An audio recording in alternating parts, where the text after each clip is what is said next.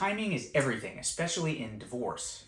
In this video, I will lay out 8 strategies designed to give you the upper hand when you're going through the divorce process. From first mover advantages to critical financial tactics, this is the guide you need to stay ahead of the game.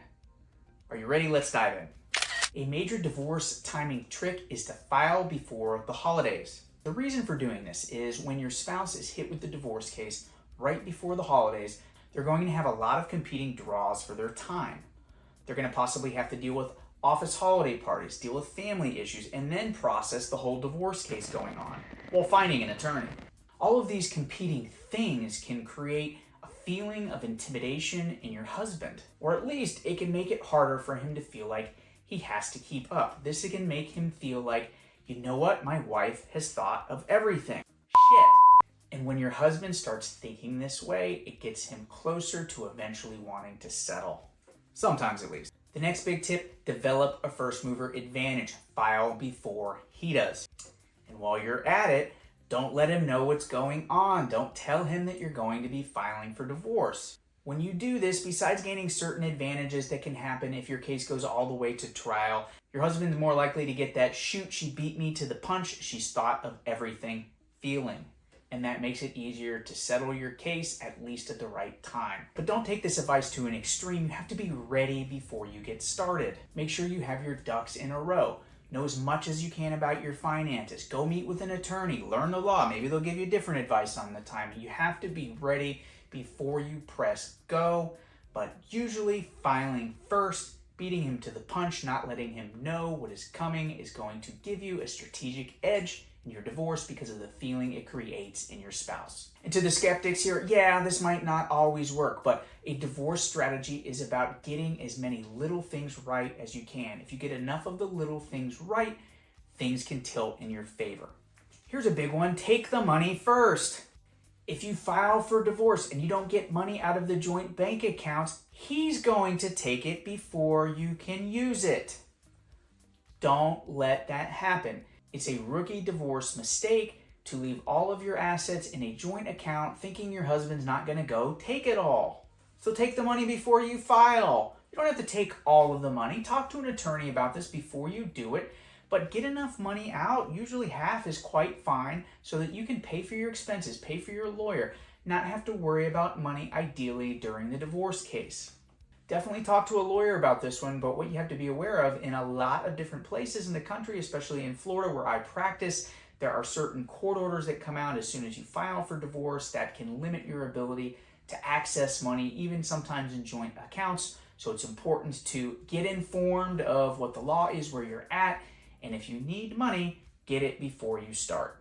So let's talk affairs. If your husband is having an affair and you know that you're going to get divorced, file for divorce before you bring up the affair. Probably best to not say anything about the affair at all. This can create an interesting dynamic in the divorce case. Your husband sees that you're getting divorced, you haven't said anything about the affair. It can create a little bit of, does she really know going on? Sometimes with some men, this is the straw that can break the camel's back to get a divorce case over quickly. Some of these men, they've been my clients, they rationalize, if I pay her off quickly, maybe she won't know. And they say this not out of caring for you, but they think when she finds out about the affair, she's going to get more angry and this is going to take longer. So some of these men, they're willing to throw money at you if they think you might not discover the affair if they settle the divorce quickly. If you're adamant about confronting him about the affair, maybe you say something when the divorce is over, but only after you get your money. What about changes in income? This comes up a lot in questions that our consulting attorneys receive from people contemplating divorce. They think that their spouse's income or their income may go up or down. So what do you do? How does this factor into the timing of when you file for divorce? What to do here depends on whether alimony is an issue in your case. If you are going to need alimony from your spouse, the rule of thumb here is if your spouse's income is going to go up in the future and you know it's going to increase, it's probably best to wait. Just as if you know that your income is going to go down in the future, it's best to wait to file. I say this because if your spouse's income goes up or your income goes down, everything else remaining equal, you are going to receive more alimony. If you think you might be paying alimony to your spouse, the opposite is true. If you think your income is going to be dropping in the near future, it's usually best to put the brakes on filing for a divorce case until you have a little bit more time making less income. Likewise, if you're sick of your spouse, if you're ready to get things over with, but they might be getting alimony from you and you think that they have a pay raise in their future, if you can tolerate it, it's best to wait until they get that raise because they'll have less of a need for alimony or child support from you. So let's talk inheritances. So what do inheritances have to do with divorce? Well, they can be something that can make what would have been a simple divorce very complicated. If you're pretty sure you're going to be receiving an inheritance in a not too distant future, it's usually best to resolve your divorce before you get that money. Why, you ask? Because if you receive a large inheritance, it can affect issues from property distribution to paying spousal support to paying legal fees. Even if your spouse wouldn't have any claims for alimony from you, if you get a large pot of money, that could be the target of your spouse's divorce lawyer as the source to get paid. If you get the divorce done before you receive an inheritance, you don't have any of these complications. Things usually can go much more quickly. And in divorce, usually quicker is better. But what if your spouse is expected to get an inheritance? Well, look, you don't want to put divorce off forever, but if you're pretty darn sure that your spouse is going to be inheriting a substantial amount of money in the near future, it could be a reason to wait, try to stick things out until he receives that money. Then for bonus points in divorce strategy, when that inheritance is received, it would be optimal if your husband would put it into an account with joint names or use it for marital purposes like paying off marital debts or other transactions that can increase the net worth of the marital estate that you'll be dividing in the divorce.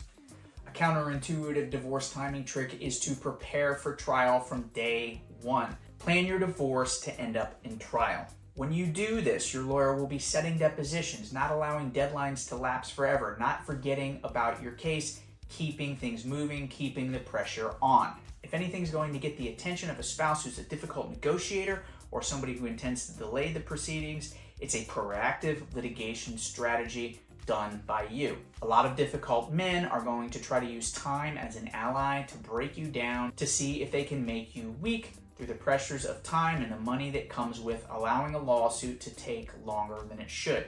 When you keep your case moving, keep it moving closer to trial from the very beginning, most men are going to recognize that they better act fast, they better stop screwing around, they better make reasonable deals when presented, because otherwise they might have a judge giving you more than you're willing to accept. And for the men that will never compromise, you're going to save money and a lot of aggravation, because with difficult people who have no intention of settling, you'll just spend months and months and months and thousands of dollars going in circles no closer to being out of your marriage. When you have a trial first, proactive approach, you're going to get your divorce over with one way or another through the court system if you have to, when your husband sits on his feet and won't make reasonable deals. Are you doing the divorce because you want to stay married? My guess is no. So that's why you try to push for the trial date from the very beginning. So let's talk timing for settlement. Yeah, of course we'd rather avoid that divorce trial. How do you do that? By settling your case with your husband, usually through lawyers. But how great your settlement is sometimes an issue of timing. A couple of things here. First, don't be talking to your husband about divorce settlements before you've had a chance to know your rights after meeting with a lawyer. The problem with talking to your husband before you meet with your attorney and know your rights is you might end up promising a settlement scenario that you later learn you should never accept. And just because you talk to your husband about doing a settlement you learn later is terrible, it doesn't mean that you can't change the settlement dynamics and ask for more, but it can take longer to get the deal done. So, moral of the story number one, talk to the lawyer before you talk to your husband about settlement terms. Second, when the divorce gets going, if you've listened to my advice, it's usually a mistake when dealing with a difficult negotiator as a spouse to start the lawsuit by instantly trying to settle. especially before you have all the information your attorney should have access to before evaluating what settlement is actually right for you. Talk to your attorney, but it's usually best with most men to take a proactive approach during the lawsuit. Don't be reaching out for settlement offers to them. And when you get to the time to discuss settlement after all the relevant financial information has been exchanged and mediation dates are starting to be set, try to see if you can get your husband to come to you to propose a settlement solution. This doesn't always work, but there are a lot of men out there that just want the divorce over, especially if they feel like you are very well prepared in the case and your lawyer is doing a good job of moving things forward. They sometimes just want out of it. So if your husband has some of these qualities or they think that they're smarter than the lawyers, it's usually the case that your husband's going to throw out a settlement offer for you to evaluate. And when you let him start the bidding, usually the total amount that you receive in the divorce is going to be higher than if you made the first offer yourself.